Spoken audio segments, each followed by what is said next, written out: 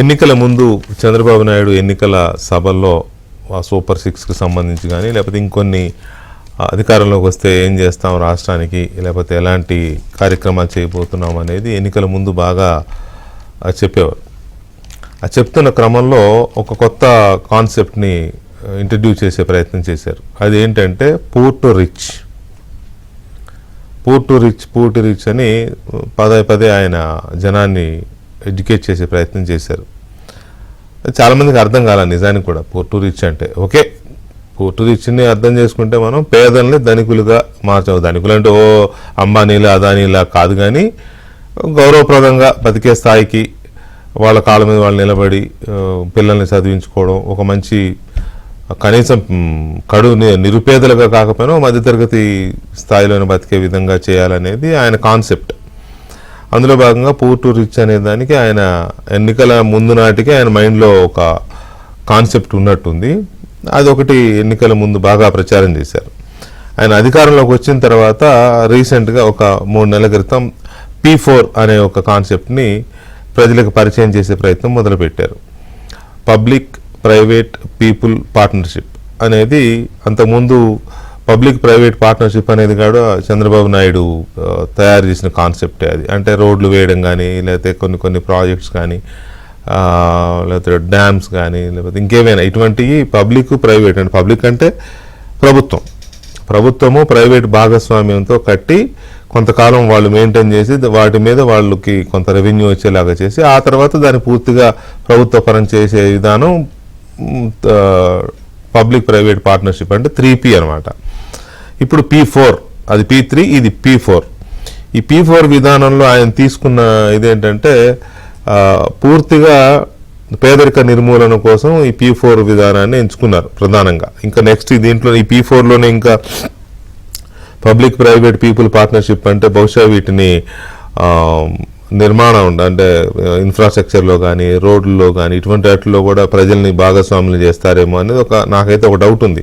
ఆయన ఇంకేం బయటపెట్టలేదు. ఎందుకంటే గతంలో మనం జన్మభూమి, శ్రమదానం ఇటువంటివి చూసినప్పుడు శ్రమదానంలోనైతే ప్రభుత్వము కొంత సొమ్ము ఇచ్చేది, అక్కడ ఉన్న ప్రాంతానికి సంబంధించిన కొంత వాళ్ళు స్పాన్సర్షిప్ ఇస్తే, కంట్రిబ్యూషన్ ఇస్తే అది ఇచ్చేవారు. ప్రజలు శ్రమదానం చేసేవారు. అంటే లేబర్ ఛార్జెస్ లేకుండా ప్రజలే శ్రమదానం చేయడం ద్వారా అట్లా కొంత పార్టిసిపేషన్ ఉండేది. ఈసారి ఆయన డైరెక్ట్గా P4 పెడుతున్నారు అంటే కొన్ని కార్యక్రమాల్లో ప్రజలను కూడా ఇన్వాల్వ్ చేసి ఈ కార్యక్రమాలు తీసుకెళ్తారేమో, అభివృద్ధి పనులను కూడా అనేది ఒక డౌట్ కొడుతోంది ఎక్కడో. అది ఆయన ఇంకా చెప్పలేదు, బయటికి రాలేదు. కాకపోతే జరిగిన వాటిని బట్టి నాకు అనిపిస్తున్న ఇది I may be wrong, I don't know. కానీ ఇప్పుడు ఆయన P4లో తొలుత తీసుకున్న విధానం మాత్రం పేదల్ని అభివృద్ధి దిశగా తీసుకెళ్లడం. ధనికులు అంటే చెప్తున్నారు, ధనికులు అంటే నేను చెప్పాను కదా, అంబానీలు అదానీలు ఆ రేంజ్ కాదు, అలా కాదు, ఎవరు అలా అనుకోవద్దు. చంద్రబాబు నాయుడు గారి ఉద్దేశం కూడా అలా అనుకోమని కాదు. కాకపోతే ఏంటంటే రోజువారీ ఈ చెయ్యి నోటికి వెళ్ళడం ఎలా, పూట గడిచేది ఎలా, ఆ పరిస్థితి నుంచి బయటపడేయడం, మంచి పిల్లలకు మంచి చదువు, ఒక మంచి ఇల్లు, కాస్త ఆరోగ్యకరమైన జీవితం, ఆనందకరమైన జీవితం, ఇటువంటివి బతకడానికి ఒక మంచి ఉపాధి కల్పన, ఇటువంటివి కల్పిస్తే ఆ కుటుంబం హ్యాపీగా ఉంటుందని దానికి ఒక బంగారు కుటుంబం అని పెట్టారు. ఎవరైతే అందులో పబ్లిక్ ప్రైవేటు అని అనుకుంటున్నారో దానికి ఎవరైతే దాతలుగా వస్తారో వాళ్ళనేమో మార్గదర్శులు అని వాళ్ళకు పేరు పెట్టారు. దాని పేరు మార్గదర్శి బంగారు కుటుంబం అనే కాన్సెప్ట్తో ముందుకు వస్తున్నారు. ఇది ఏంటంటే మనం ఒక ఎట్ ఎ గ్లాన్స్ దీన్ని మనం అర్థం చేసుకోవాలని అంటే, ఏదో ఒక ఊరిలో కొన్ని కుటుంబాలు ఉంటాయి, పేద కుటుంబాలు, నిరుపేద కుటుంబాలు, అంటే రెక్కాడితే కానీ డొక్కాడిన కుటుంబాలు, భార్యాభర్తలు ఇద్దరు కూలికెళ్తేనే ఇల్లు గడిచే కుటుంబాలు, పైగా ఇంట్లో పెద్దలు ఉంటారు, ముసలి వాళ్ళు ఉంటారు, వాళ్ళని పోషించాలి, తమకు పుట్టిన పిల్లల్ని పోషించుకోవాలి, పిల్లలకు సరైన చదువు చెప్పించే పరిస్థితి లేదు కొన్ని ఇళ్లలో అనేది ఉంది. నిజమే, అది వాస్తవమే. అది సో ఈ వాస్తవానికి సంబంధించి వీళ్ళని ఎన్ని స్కీములు పెట్టినా ఎంత చేసినా వాళ్ళు పైకి రాలేకపోతున్నారు. దానికి రకరకాల కారణాలు ఉండొచ్చు. అవగాహన లేకపోవడం, లేకపోతే ఇచ్చిన స్కీములు దుర్వినియోగం అయిపోవడం, వాళ్ళకి వాటిని ఉపయోగించుకునే విధానం తెలియకపోవడం, లేకపోతే వచ్చిన వాటిని ఆ డబ్బుని ప్రభుత్వం ఇచ్చే సంక్షేమ పథకాలని ఒక నిర్మాణాత్మకంగా వినియోగించుకోలేకపోవడం, లేకపోతే బాధ్యత లేని విధానం కూడా కుటుంబాలు కొన్ని గ్రామీణ ప్రాంతాల్లో కొంత బాధ్యత లేనితనం కూడా ఉంటుంది, మనం అవునన్నా కాదన్నా, క్రమశిక్షణ లేకపోవడం, ఇటువంటి వాటి వల్ల వాళ్ళు ఇదవట్లా. అందుకని ఎవరైతే బాధ్యతగా కాస్త మంచిగా ఎదిగి సమాజంలో స్థిరపడిన వాళ్ళు, వ్యాపార పరంగానో ఇంకో రకంగానో స్థిరపడిన వాళ్ళని ఈ పేద కుటుంబాలతో అటాచ్ చేస్తే, వాళ్ళని వీళ్ళు దత్తత తీసుకుంటే, ఈ సంపన్న వర్గాలుగా చెప్పబడుతున్న మనం, ఒక స్థితిమంతులుగా చెప్పబడుతున్న వాళ్ళు ఈ కుటుంబాలను దత్తత తీసుకున్నట్లయితే వాళ్ళ అవసరాలను తీరుస్తూ ఉంటారు, ఎప్పటికప్పుడు వాళ్ళు మానిటర్ చేస్తూ ఉంటారు. కాబట్టి ఒక బాధ్యతగా కుటుంబాలు తయారవుతాయనే కాన్సెప్ట్లో చంద్రబాబు నాయుడు గారు పూర్తిగా ఇది కాబట్టి ఈ రకమైన ఒక కాన్సెప్ట్ మనకు అర్థమవుతోంది. అయితే ఇక్కడ మనం కొన్ని విషయాలు మనం చూస్తే ఇది ఆచరణలో ఎంతవరకు సాధ్యమవుతుంది, అసాధ్యమని నేను అనను, కానీ ఎంతవరకు ఇది ఆయన అనుకున్నట్టుగా సాధ్యమవుతుంది అనేది ఇది కనపడుతోంది. తర్వాత ఆయన చెప్పిన దాని ప్రకారం ఇలాంటి కుటుంబాలని, అంటే ఇలా డెవలప్ చేయాల్సిన కుటుంబాలని 20 లక్షల కుటుంబాలను గుర్తించామని చెప్తున్నారు. 20 లక్షలు, ఇన్ని లక్షల కుటుంబాలని దత్తత తీసుకునే దాతలెవరు? అదే ఆయన పెట్టిన పేరు మార్గదర్శిని కదా. ఈ 20 లక్షల కుటుంబాలను దత్తత తీసుకునే దాతలు ఎవరు అనేది ఒక కాన్సెప్ట్. మూడోది, అసలు వీళ్ళు కలిపి ముందుకు తీసుకెళ్ళాలి. ఎవరైతే ఒక ఆయన దత్తత తీసుకుంటాడో, ఆయన దత్తత తీసుకుని ఆ కుటుంబానికి ఏం కావాలో దానికి అవసరమైన సొమ్ము 2 లక్షలు, 5 లక్షలు, 10 లక్షలు, లేకపోతే ఎంతో కొంత ఇచ్చుకుంటూ వెళితే వీళ్ళని కలిపి ముందుకు తీసుకెళ్లే ఒక స్ట్రక్చరల్ ప్రోగ్రామ్ ఏమైనా ఉందా? ఎందుకంటే డెఫినెట్గా నేను మళ్ళీ చెప్తున్నాను, గ్రామీణ ప్రాంతాల్లో ఆ క్రమశిక్షణ బాధ్యత ఉండదు. ఏదో చంద్రబాబు నాయుడు వచ్చి చెప్పాడు కాబట్టి ఈయనెవరో వచ్చాడు, మనకు ఇల్లు కొనిచ్చాడు, లేకపోతే మనకు ఒక ఆటో కొనిచ్చాడు, అలా ఉంటుంది. కానీ ఆ కృతజ్ఞతాభావం ఉంటుందా ఉండదా అంటే కొందరికి ఉండొచ్చు, కొందరికి ఉండకపోవచ్చు, అది కూడా గ్యారంటీ లేదు. అయినా సరే ప్రభుత్వం తన బాధ్యతగా వాళ్ళేమో తమ వంతు కృషిగా ఎంతో కొంత సొసైటీకి చేయాలనే భావంతో వచ్చేవాళ్ళు వస్తారు. కానీ అది ఎంతవరకు వీళ్ళు నిలుపుకుంటారు, వీళ్ళని కలిపి ముందుకు తీసుకెళ్లే ఆ బంధం, ఆ దారం ఏమైనా చంద్రబాబు నాయుడు గారి మధ్యలో ఉందా? దీనికి సంబంధించి ఒక కన్స్ట్రక్టివ్ ప్రోగ్రామ్ని ఆయన రెడీ చేశారా? చేసి ఉంటారు ఖచ్చితంగా, ఇంత ఆలోచించిన ఆయన చేయకుండా ఎలా ఉంటారు? కాకపోతే అది ఇంకా మనకు రివీల్ అవ్వలేదు. అన్నిటికంటే ముఖ్యంగా ఇవాళ నేను అబ్జర్వ్ చేసింది, ఆయన నందిగామ నియోజకవర్గంలో ముప్పాళ్ళ అనే ఒక గ్రామంలో ఆయన గ్రామసభలాగా పెట్టారు. గ్రామసభలాగా పెట్టి అక్కడికి పేద కుటుంబాలని వీటన్నిటిని తీసుకొచ్చారు. అలాగే ఎవరైతే ముందుకొచ్చారో దాతల్ని వచ్చారు, కొంతమంది కేసీపీ షుగర్స్ వాళ్ళు, ఇంకా కొంతమంది ఇండస్ట్రీస్ ఉన్నవాళ్ళు, వ్యాపారవేత్తలు కొంతమంది వచ్చారు. వాళ్ళు వచ్చి వాళ్ళు కొన్ని కుటుంబాలని ఇది చేసుకునే వాళ్ళు ఉన్నారు. అయితే అక్కడ 20 లక్షల కుటుంబాలు ఉన్నాయన్నప్పుడు ఒకచోట ఉండవు కదా, ఈ గ్రామాల వారీగా విస్తరించి ఉంటాయి కుటుంబాలన్నీ. ప్రతి చోటకి చంద్రబాబు నాయుడు వస్తేనే వీళ్ళు రావాలంటే అవ్వదు కదా. చంద్రబాబు నాయుడు గారు ఎన్ని గ్రామాలను తిరగగలరు? ఆయన నెలకు ఒకటో రెండో, వారానికి ఒకటో ఏదో సంథింగ్ అట్లా చేయగలరు. కానీ ఎన్ని గ్రామాలని తిరగగలరు? డెఫినెట్గా ఎవరైనా ఒక దాత, లేకపోతే ఒక ఇండస్ట్రియలిస్టు, ఒక వ్యాపారవేత్త ఇట్లా హెల్ప్ చేయాలనుకున్న వాళ్ళు ఖచ్చితంగా ముఖ్యమంత్రి దృష్టిలో పడాలని అనుకుంటారు. తప్పులేదు వాళ్ళు అలా కోరుకోవడంలో. ముఖ్యమంత్రి వెళ్ళే దగ్గరికి వాళ్ళు వెళ్ళాలనుకుంటారు, ఆ ప్రాంతం వాళ్ళు వస్తారు. మిగతా వాళ్ళ పరిస్థితి ఏంటి? మిగతా గ్రామాల పరిస్థితి ఏంటి?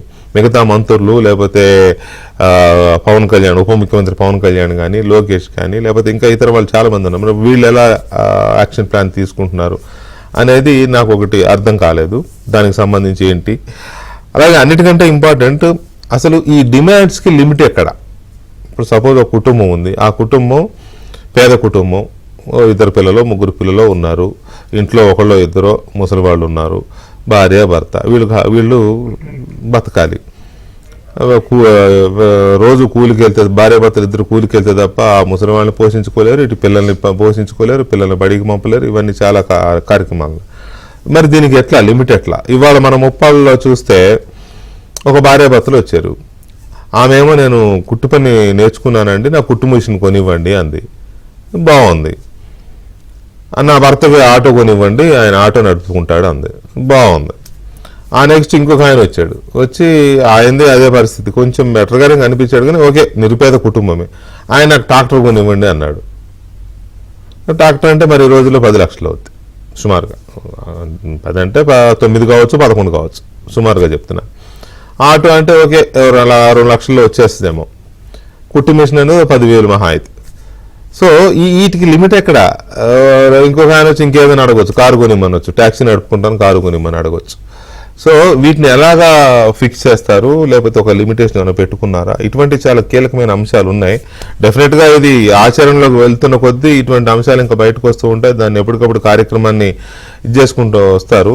అయితే ఇది ఇవాళ జరిగిన తీరు చూస్తే మాత్రం ముప్పాలలో చంద్రబాబు నాయుడు గారు ఆ కార్యక్రమం నిర్వహించిన తీరు కానీ అక్కడ జరిగిన మొత్తం వ్యవహారం చూస్తే ఇది ఒక గొప్ప కార్యక్రమం.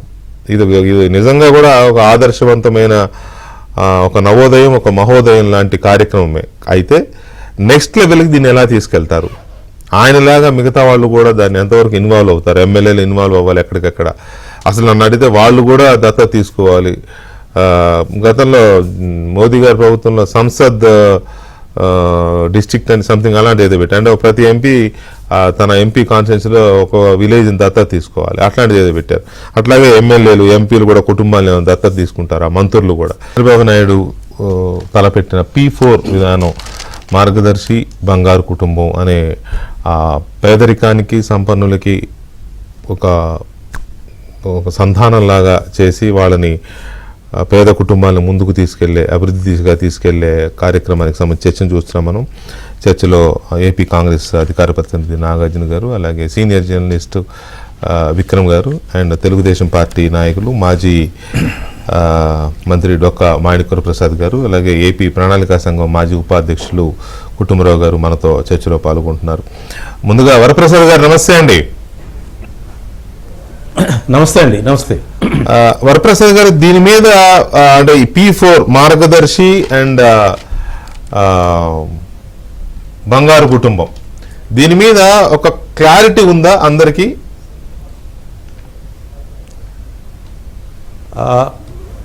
వెంకటకృష్ణ గారు, బోర్డులో ఉన్న పెద్దలందరికీ, కుటుంబరావు గారికి, విక్రమ్ గారు, నాగార్జున గారికి నమస్కారం. వ్యూవర్స్ అందరూ నమస్కారం.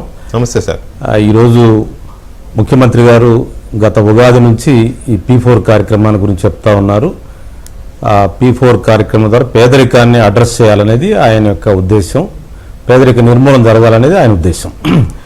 అయితే మనం ఒక మంచి సౌహృదయంతో పాజిటివ్గా ఆలోచిద్దాం. ఫస్ట్ ఆఫ్ ఆల్ డెఫినెట్గా పేదరిక నిర్మూలనకి ఇప్పటివరకు అనేక ప్రయత్నాలు జరిగాయి. గతంలో సోషలిజం, సెక్యులరిజం, కమ్యూనిజం, ఇలాగే ఎకనామిక్స్ సంబంధించి అనేక విజయాలు వచ్చాయి. పేదరికంలో డెవలప్మెంట్ అని వచ్చింది. గ్లోబలైజేషన్ వల్ల పేదరికం వద్దంటున్నారు. ఇప్పుడు గ్లోబలైజేషన్ వద్దంటున్నాడు ట్రంప్. అమెరికా వాళ్ళే గ్లోబలైజేషన్ వద్దంటున్నాడు. ఇప్పుడు నేషనలిజం కావాలంటున్నారు. ఇంకేదో చెప్తున్నారు. ఏ ఇజం కూడా పర్టికులర్గా ఆ పేదరికాన్ని అడ్రస్ చేయలేకపోతా ఉంది. దానికి ఒక ఇన్నోవేటివ్గా కొన్ని కొత్త మెథడ్స్ ఆలోచించి పేదరిక నిర్మూలనకు అనేక కార్యక్రమం తీసుకోవాల్సిన అవసరం ఉంది. అది ఎవరికి వాళ్ళు చేసుకోవాలి. ఆంధ్రప్రదేశ్ ముఖ్యమంత్రి చంద్రబాబు నాయుడు గారు మన ఆంధ్రప్రదేశ్లో పేదరికాన్ని అడ్రస్ చేయడానికి P4 అనేది ఒక మోడల్గా అయితే బాగుంటుంది అని ఆయన ఒక ఆలోచనతో ముందుకెళ్తా ఉన్నారు. దీని ఫలితాలు ఎలా ఉంటాయో చూద్దాం. అయితే ఇప్పుడున్న ప్రాథమికంగా వస్తున్న సమాచారం, గైడ్ లైన్స్ చూస్తూ ఉంటే ఇంకా పూర్తి స్థాయిలో ఈ కార్యక్రమం ఇంకా గాడిలో పట్టడానికి, ప్రభుత్వ వ్యవస్థలు అర్థం చేసుకోవడానికి, దానిలో ప్రజలు అర్థం చేసుకోవడానికి కొంత టైం పడుతుంది. దానికి పార్టీ, ప్రభుత్వం ఇన్వాల్వ్ అయి పనిచేయాల్సిన అవసరం ఉంటుంది. అందువల్ల అయితే నేను ఇక్కడ ఒక్క అంశాన్ని మీ ముందు ప్రస్తావిస్తూ ఉన్నాను. పేదరిక నిర్మూలన అనేది కేవలం డబ్బులు ఇస్తేనో, కేవలం ఇంకేదో సాయం చేస్తేనో నిర్మూలన జరుగుద్ది అనేది నా ఎక్స్పీరియన్స్లో లేదండి. నేను ప్రభుత్వానికి ఉందో లేదో, నేను ఒక ఇండివిజువల్గా ఒక పేదరికం నుంచి వచ్చిన కుటుంబ సభ్యుడిగా నేను చెప్తున్నాను. పేదరికం అనేది ఒక ఎకనామిక్ ఇష్యూ కాదు, కల్చరల్ ఇష్యూ కూడా. అది కల్చరల్ ఇష్యూ కూడా. కాబట్టి పేదరికాన్ని అడ్రస్ చేయడానికి కేవలం డబ్బు ఒకటే కాదు, అనేక అంశాల్లో మనిషిని తయారు చేయాల్సిన అవసరం ఉంది. కుటుంబాన్ని నిలబెట్టాల్సిన అవసరం, వ్యవస్థ నిలబెట్టాలి, సమాజం సపోర్ట్ చేయాల్సిన అవసరం ఉంది. ఈ అన్నింటినీ చూస్తే ముఖ్యమంత్రి గారి ఇనిషియేటివ్ని నేను స్వాగతిస్తున్నాను. ఒక పేద వర్గాలకు సంబంధించిన వ్యక్తిగా దీనిలో ఎన్ని ఫలితాలు వస్తాయి, ఇది రిజల్ట్స్ ఎలా ఉంటాయో చూద్దాం. భవిష్యత్తులో దాన్ని క్రిటికల్గా ఎగ్జామిన్ చేద్దాం. యాజ్ ఆఫ్ నౌ ఒక మంచి ప్రోగ్రామ్, ఒక పాజిటివ్ ప్రోగ్రామ్ పేద వర్గాల కోసం ప్రభుత్వం ముందుకు వస్తుంటే అందరూ cutting across the party lines, రాజకీయాలకు అతీతంగా అందరూ స్వాగతించి ప్రభుత్వానికి సూచనలు చేస్తే బాగుంటుంది. ఎందుకు చేస్తారండి? రాజకీయాలకు అతీతంగా ప్రోగ్రామ్ బాగుంది కదా అని ఎందుకు చేస్తారు? అప్పుడే జగన్మోహన్ రెడ్డి మొదలెట్టాడు, P4 పేరుతో కొత్త మోసం మొదలెట్టాడు చంద్రబాబు అని అంటానే ఉన్నాడు. మీరు ఏదో ఎక్స్పెక్ట్ చేస్తున్నారు. ఆయన ఆయన రాజకీయం కోసం అనొచ్చు, కానీ నేను అనేది appeal, it is my appeal to all the political class. వీళ్ళు ఎలా ది గవర్నమెంట్ ఫంక్షన్ ఎట్లా చేస్తూ చూద్దాం, దాని సూచనలు పరిశీలిద్దాం, దానిలో వచ్చిన బాగోగులు ఎగ్జామిన్ చేద్దాం, ముందుకు వెళ్దాం. అంతేగాని ఒక మంచి చేస్తానంటే వద్దంటే ఎట్లాగూ? పేదవాళ్ళ పక్షాన ఒక మంచి జరుగుతుందంటే దాన్ని ఆహ్వానిద్దాము, దాన్ని ఎలా ముందుకు తీసుకెళ్దాం, సలహాలు ఇద్దాం. నా ఎక్స్పీరియన్స్లో తేలిన అంశం ఏంటంటే, మీకు ముందు చెప్తాను, దీని మీద పెద్ద స్టడీస్ కూడా జరిగినాయి. సామ్యుయల్ హాటింగ్టన్, కుటుంబరావు గారికి తెలిసి ఉంటుంది, క్లాష్ ఆఫ్ సివిలైజేషన్ ఒక పుస్తకం రాశారు కుటుంబరావు గారు, క్లాష్ ఆఫ్ సివిలైజేషన్. సామ్యుయల్ హాటింగ్టన్ ఆయన ఇంకో రీసెర్చ్ చేశాడు. ఆయన రీసెర్చ్ ఏంటంటే కల్చర్ ఈజ్ ఎ మ్యాటర్స్, ఆ బుక్ పేరు కల్చర్ ఈజ్ ఎ మ్యాటర్స్. ఆయన ఘనా అనే కంట్రీని, సౌత్ కొరియాని తీసుకుని ఎగ్జామిన్ చేస్తూ 2 కంట్రీస్కి ఒకేసారి ఫ్రీడమ్ వచ్చింది, ఒకేసారి స్వతంత్రం వచ్చింది. ఘనా కల్చరల్ గా అంటే చాలా యాన్షియంట్ కంట్రీ అయినప్పటికీ కూడా పేదరికంలో పడిపోయింది. సౌత్ కొరియా పేదరికం నుంచి అభివృద్ధి చెంది ఎట్లా అభివృద్ధి చెందిందని ఒక కేస్ స్టడీ చేశాడు. నేను ఆ బుక్ చదివాను. నాకు ఆ బుక్ లో కనిపించిన స్టడీ ఏంటంటే, పేదరిక నిర్మూలనకి డబ్బే కాదు కల్చరల్ ఇష్యూస్ కూడా చాలా ఉన్నాయి. కాబట్టి చంద్రబాబు నాయుడు గారు అలాంటి ప్రయోగం ఏమైనా చేస్తారంటే స్వాగతిద్దాం, దాన్ని ముందుకు తీసుకెళ్దాం. Culture is a matters in to eradicate poverty అని చెప్పేది నా స్టడీగా మీ ముందు ఉంచుతున్నాను నేను. ఓకే, ఇప్పుడు మీరు స్వాగతిద్దామని మీరు 4-5 సార్లు రిపీటెడ్ గా అన్నారు. ఇక్కడ స్వాగతించాలనే దాంట్లో కానీ, లేకపోతే ఈ కార్యక్రమాన్ని సపోర్ట్ చేయాలనే దాంట్లో కానీ ఎలాంటి సందేహాలు లేవండి. ఇక్కడ కూర్చున్న వాళ్ళకి మనకు కానీ, లేకపోతే సమాజంలో కానీ ఏం లేవు. సరే, జగన్మోహన్ రెడ్డి గారు అంటే ఆయన పార్టీ పరంగా రాజకీయంగా అంటాడు, ఇంకా అనేవాళ్ళు కూడా అంటారు, పొలిటికల్ గా కొంతమంది అనేవాళ్ళు ఉంటారు, కొంతమంది లెఫ్టిస్ట్ భావజాలం ఉన్నాళ్ళు కూడా దీని జగన్మోహన్ రెడ్డి గారి యాటిట్యూడ్ ఒకటండి. జగన్మోహన్ రెడ్డి గారిని గమనించాల్సింది ఏంటంటే, వెంకటకృష్ణ గారు, జగన్మోహన్ రెడ్డి గారు పేదలు తన నుంచి దూరం అవుతారని, పేదలు బాగుపడితే తనకు ఓటర్ ఉండదు కదా, తనకు ఓటర్ తనకు ఎప్పుడు బట్టల్లోకి తీసుకునే వాళ్ళు ఉండాలి. అవును, వాళ్ళు బాగుపడి వాళ్ళ యొక్క ఎలివేట్ అయ్యి వాళ్ళు పావర్టీలో నుంచి బయటపడి ముందుకెళ్తే తన ఓటర్ గా జారిపోతాడు కదా. అవును అవును. సో అది ఆయన కాన్సెప్ట్. ఓటర్ గా ఉండాలంటే పేదలు ఉండాలి. నేను చూసిన డొక్క గారు ఒక్క నిమిషం అండి, కరెక్ట్ మీరు అన్నది. అయితే ఇక్కడ నేను చూసిన దాని ప్రకారం విక్రమ్ గారు, కొంతమంది లెఫ్ట్ భావజాలం ఉన్న నిపుణులు, మేధావులు కూడా, ఆర్థిక రంగంలో అవగాహన ఉన్న వాళ్ళు కూడా డబ్బు సంపాదించాలి వీళ్ళ కోసం ఎందుకు వస్తాడు అంటే, ఈ మాటలు విన్నా నేను ఇవాళ. నిజానికి డబ్బు సంపాదించాడు వీళ్ళ కోసం ఎందుకు వస్తాడు, ఇవన్నీ అయ్యే పనులు కాదు, ఇట్లా మాట్లాడారు. నాకు ఆశ్చర్యం వేసింది. ఇవాళ ముప్పాళ్ళ గ్రామంలో 5-6 చూసా నేను. వచ్చారు, లిటరల్గా వచ్చారు, వచ్చి ఈ సమాజం నుంచి, మా ఊరు నుంచి మేము ఎంతో తీసుకున్నాం, మళ్ళీ మేము తిరిగి ఇవ్వాలి, అందుకే వచ్చామన్నారు. అట్లా ఇప్పుడు 100 మంది సంపాదించడం ఉంటే 10 మంది వచ్చినట్టే కదా. సో అది ఒక కాన్సెప్ట్. సో మనం జన్మభూమి, శ్రమదానం లాంటి కార్యక్రమాలు చూసాం చంద్రబాబు నాయుడు గారి దీంట్లో. సో దీన్ని మనం ఎలా ప్రిడిక్ట్ చేయొచ్చు ఈ కార్యక్రమాన్ని? ముందుగా డిబేట్లో పాల్గొంటున్న పెద్దలకి, మీకు ప్రేక్షకులకి గుడ్ ఈవినింగ్ అండి. నమస్తే. అంటే ముందుగా మనకి పేదరికం అనేది హిస్టారికల్గా, ఎకనామికల్గా, సోషలాజికల్గా, పొలిటికల్గా చాలా రీజన్స్ ఉన్నాయండి. అదే పునాది కూడా. అదే పునాది. ఎందుకంటే మనది బ్రిటిష్ వాళ్ళు మన సంపద అంతా దోచుకెళ్ళిపోయారు. 1947కి అన్డివైడెడ్ ఇండియాలో పేదరికం 80%. తర్వాత మీరు చూసే 73లో అప్పుడు ఒక సైంటిఫిక్గా అసలు పేదరికం ఎంత ఉందనేది లక్కడవాలా రిపోర్ట్ ఒకటి ఇచ్చారు.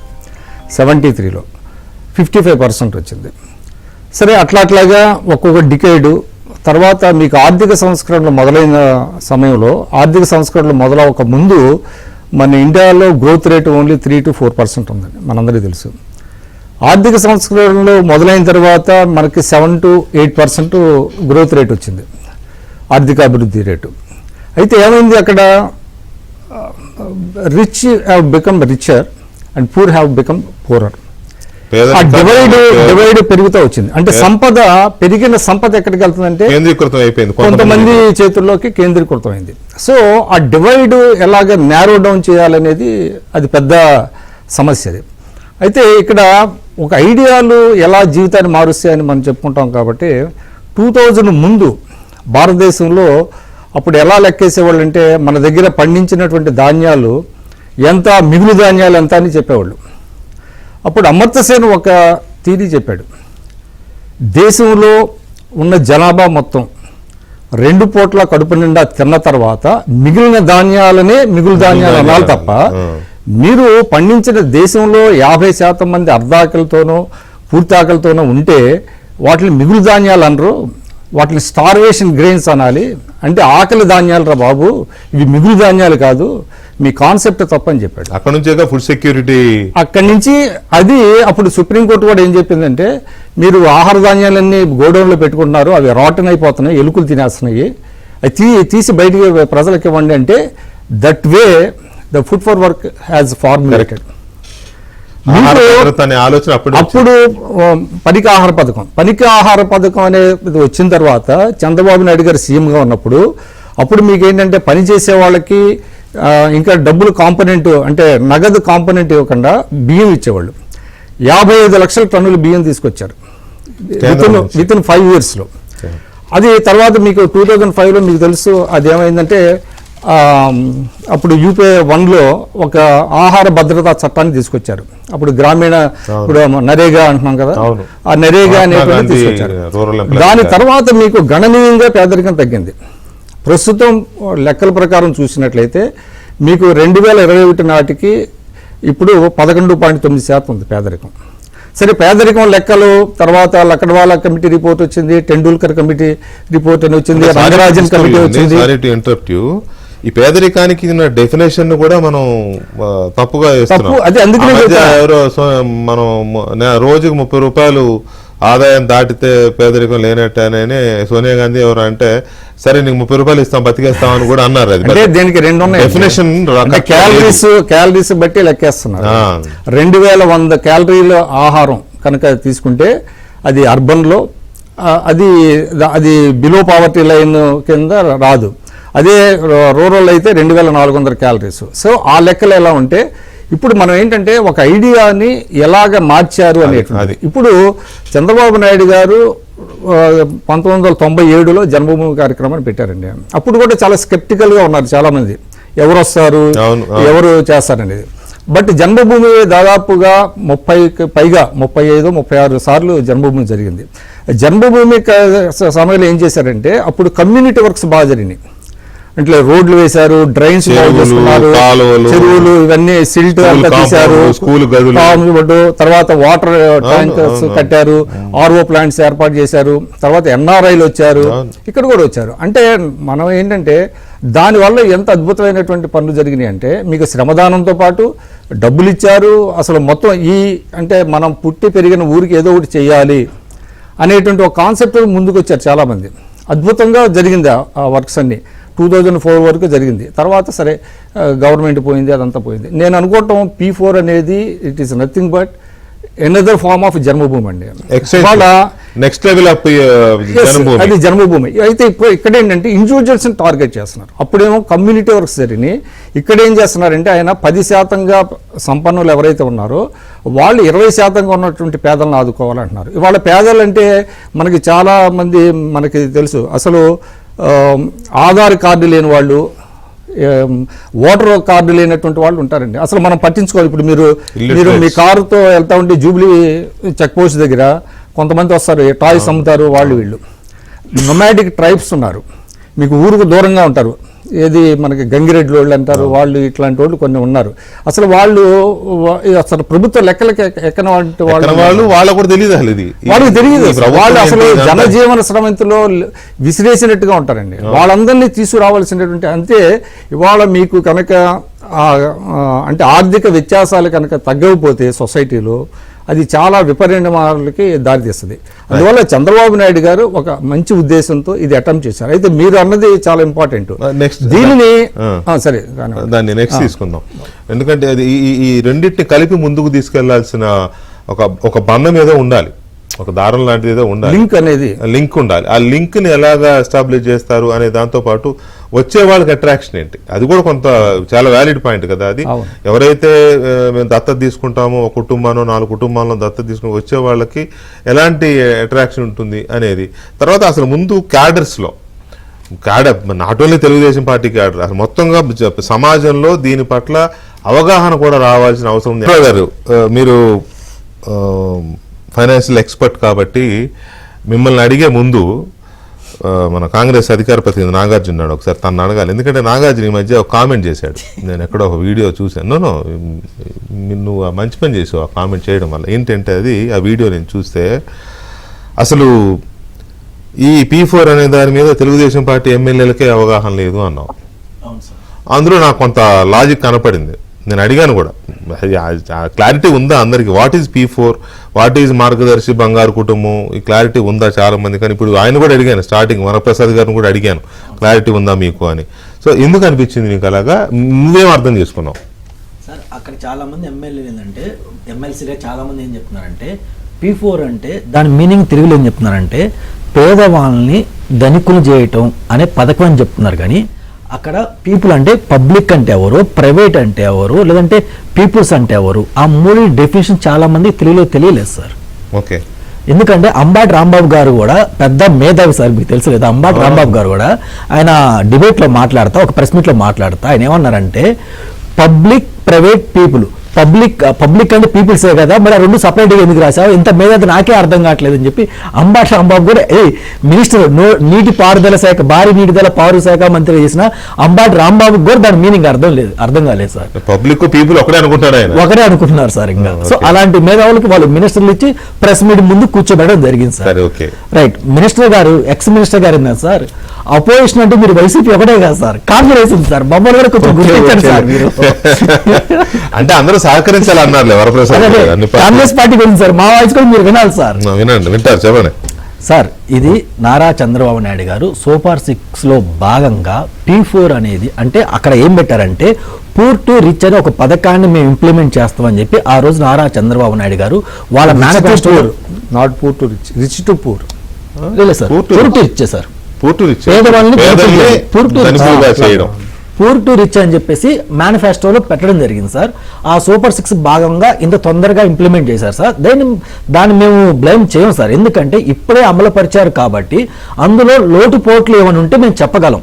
అది వాళ్ళ time limit 1 year 2 years 5 years అని కాల పరిమితి పెడతారు కాబట్టి ఆ తర్వాత ఎంతమంది సక్సెస్ అయ్యారు ఏంటని స్ట్రాటజీ అడుగుతాం కాబట్టి అప్పుడు మేము ప్రజల తరపున మేము క్వశ్చన్. మీరు అందులో బొక్కలెత్తడానికి రథనాన్వేషం చేయడానికి అవకాశం లేదు, ఎందుకంటే అక్కడ ప్రభుత్వ ధనం చేస్తున్నది కాదు అది. అంటే సమాజంలో ఎదిగిన వాళ్ళని, కాస్త ఆర్థికంగా స్థిరపడిన వాళ్ళని, పేదల కుటుంబాలను దత్తత తీసుకోమని చెప్తున్నారు తప్ప నేను కాదనలేదు సార్. అంటే ఇది ఇందాక పెద్దలు మాణిక్యరావు గారు, ప్రసాద్ గారు కూడా చెప్తా, ఇది చాలా కాలం నాటి ఉంది సార్. ఫర్ ఎగ్జాంపుల్ మనం ఇందిరా గాంధీకి చూస్తే ఇందిరా గాంధీ గారు స్లోగన్ ఏంటంటే గరీబీ హటావో అని చెప్పి ఆ రోజు మొదలు పెట్టింది సార్. నెక్స్ట్ ఎన్టీ రామారావు గారు ముఖ్యమంత్రి అయినప్పుడు కూడా ఆయన 3 స్లోగన్తో మొదలు పెట్టారు సార్. ఏంటంటే కూడు గుడ్డ గూడు అని చెప్పేసి ఒక స్లోగన్ తీసుకొచ్చారు సార్. అలాగే వైఎస్ఆర్ గారు వచ్చే ప్రతి పేదవాడికి ఆరోగ్యం ఉందని చెప్పి ఆయన స్లోగన్ తీసుకున్నారు. ఇప్పుడు నారా చంద్రబాబు నాయుడు గతంలో జన్మభూమి రుణం తీర్చుకుందాం అని చెప్పి పెట్టారు. ఇప్పుడు మీరు అన్నట్టు కొంచెం అడ్వాన్స్డ్ గా దాన్ని P4 కింద మార్చారు సార్. మేము ఒప్పుకోండి, ఎందుకంటే ఒకే రోజులో, ఒక నైట్ లో కానీ, ఒక ప్రభుత్వంలో కానీ ఎవరు పేదల నుంచి ధనికులు కాదు, never ending process, continuous process. కాబట్టి ఒక బాధ్యత కలిగిన పార్టీగా మా తరపున మేము కొన్ని సలహాలు ప్రభుత్వానికి ఇవ్వగలం సార్. ఎందుకు ఇవ్వగలం అంటే వీళ్ళు సర్వే చేసేటప్పుడు, సర్వే గురించి మాట్లాడేటప్పుడు ఈ యొక్క కూటమి ప్రభుత్వం రీసెంట్గా ఈ P4 మీద ఇంప్లిమెంట్ చేసే ముందు సర్వేకి వెళ్ళింది సార్. సర్వేకి వెళ్ళినప్పుడు చాలా మంది జనాలు భయపడ్డారు సార్. ఎందుకు భయపడ్డారంటే గతంలో ప్రభుత్వం వైఎస్ఆర్సీపీ అధికారంలో ఉన్నప్పుడు 32 రకాల సర్వేలు చేశారు సార్. సర్వే చేస్తే ఒక్కొక్క సర్వేస్కి ఒక్కొక్క పథకంలో ఇచ్చిపోయేది సార్. ప్రజలు భయపడ్డారు, వాళ్ళ ఇన్ఫర్మేషన్ అంతా పర్సనల్ ఇన్ఫర్మేషన్ మొత్తం లీక్ అయిపోయింది సార్, లీక్ అయిపోయింది. సో ప్రజలు భయపడ్డారు. ప్రభుత్వం ఈ P4 ఇంప్లిమెంట్ చేసే ముందు ఒక అవేర్నెస్ ప్రోగ్రామ్ తేడం మర్చిపోయింది సార్. ఎందుకంటే ఇలా ముఖ్యమంత్రి గారు కానీ, ఉప ముఖ్యమంత్రి గారిని బయటకు వచ్చి ఒక మాట చెప్పాలి, అమ్మ సర్వేకి మీకు ఇలా మీ ఇంటికి వస్తారు, మేము ఏ పథకాలు తీయం, మీరు జెన్యున్ ఇన్ఫర్మేషన్ ఇవ్వండి, మీకు మేము ఉంటాం, మమ్మల్ని నమ్మొచ్చు అని చెప్పి ఒక అవేర్నెస్ ప్రోగ్రామ్ తెచ్చుండాల్సింది సార్. అందులో ప్రభుత్వం అనేది ఫెయిల్ అయింది సార్. మొదటి పాయింట్ సార్.